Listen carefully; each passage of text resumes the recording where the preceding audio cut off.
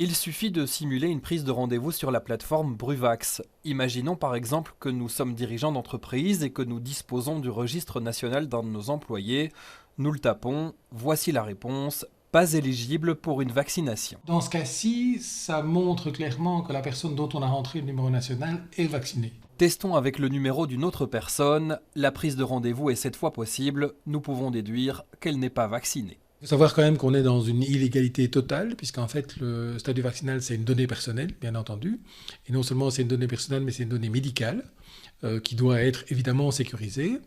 Il faut savoir que cette faille de sécurité, puisqu'en fait, le fait que, par exemple, tous les employeurs, les banquiers, les assureurs puissent avoir accès à cette information est évidemment une divulgation de données personnelles grave. Ça n'est pas du tout le cas en Flandre ni en Wallonie, où ils ont mis en place un autre système. Donc c'est vraiment pour des raisons qu'on ne comprend pas. À Bruxelles, cette faille vient d'être repérée par l'association Charta 21 qui défend le droit à la vie privée.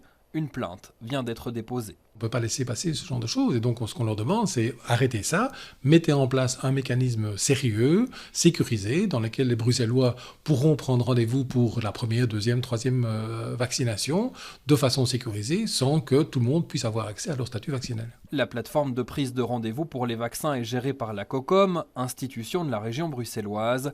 Pas question pour le moment de la suspendre. Pour le moment, le système n'a pas été changé. On est en train d'effectuer une analyse juridique pour respecter tous les aspects de la vie privée. Un dossier devrait être envoyé à l'autorité de protection des données.